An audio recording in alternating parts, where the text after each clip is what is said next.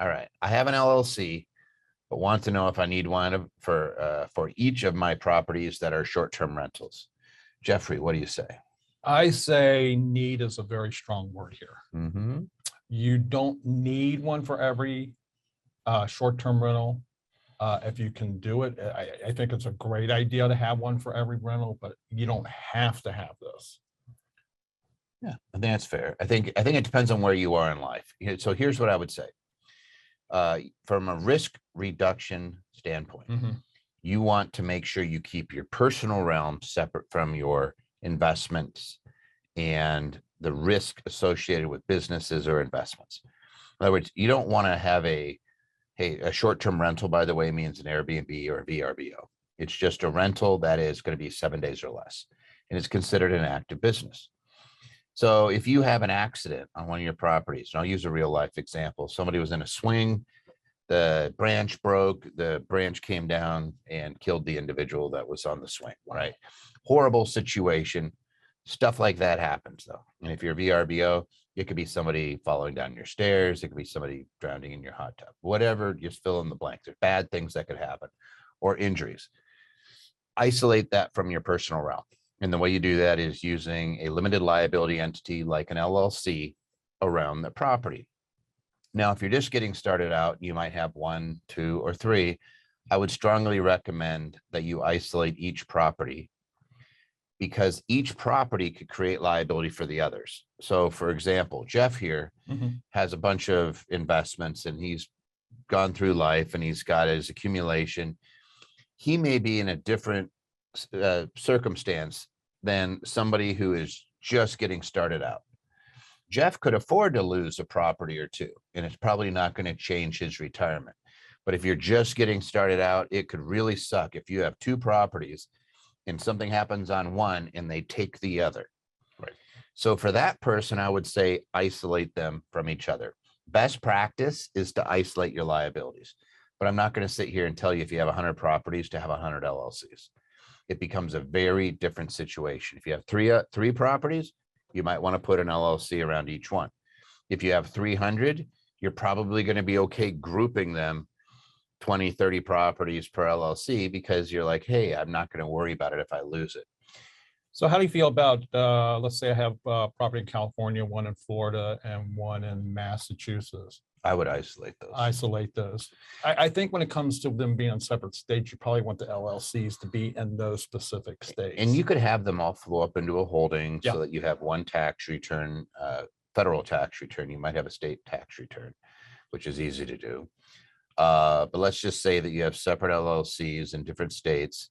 And now you know, hey, this is the worst that's going to happen is they take the stuff in that state. Yeah.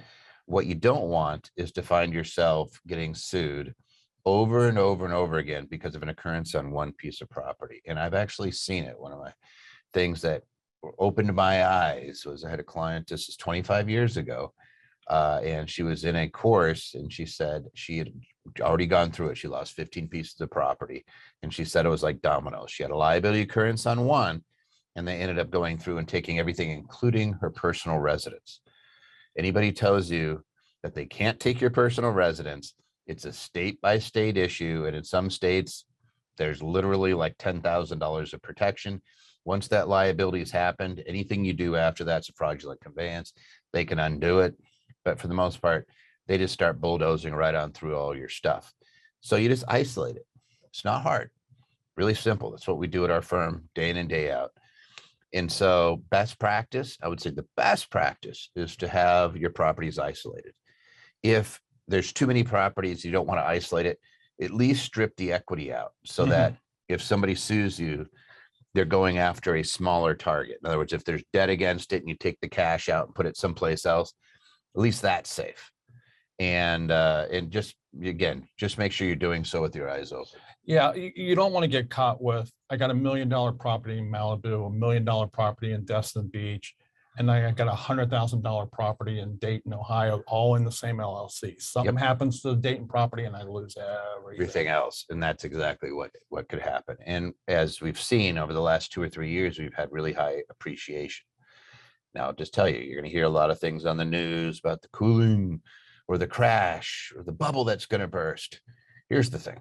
this isn't a typical 2020, 2008, where we're overbuilt and we have too much inventory and there's liar loans out there and people can't afford it. We have really low unemployment. People are servicing their debt. Yes, affordability is going down and it's going to cool the market, which means stuff that would have flown off the shelves, now people are going to have to stop and go, oh, it's getting a little more expensive, and maybe they're not as bidding wars. I don't see the market crashing as a result. This was self-inflicted wounds. We created what, $7 trillion of debt, of our debt, in about a year and a half. It took us 215 years to reach $7 trillion of debt, the first 7 trillion, and then we just did it again in a little bit over a year. We are printing money like crazy, which is causing inflation. That's a self-inflicted wound. The Fed is going to try to stop it, but it's not normal inflation. We did this. This isn't market forces doing it. It's supply chain, because we shut down because we had a pandemic. It's we devalued things because we printed so much money. It's not the economy that did it. This is us doing it to ourselves. And all the raising of all the debt in the world is not going to necessarily change that. We're going to just have to wait this one out. But, regardless, you want to make sure that you've seen massive increases in appreciation. You don't want to expose it to the one liability occurrence. You had this big run up, properties, some of them doubling in value, tripling in value. And all of a sudden you don't realize you have all this beautiful equity in there. And all it takes is a robust plaintiff's lawyer getting a hold of a good set of facts, and they'll try to separate you from all that appreciation. You don't want to. You will not appreciate the separation from your appreciation.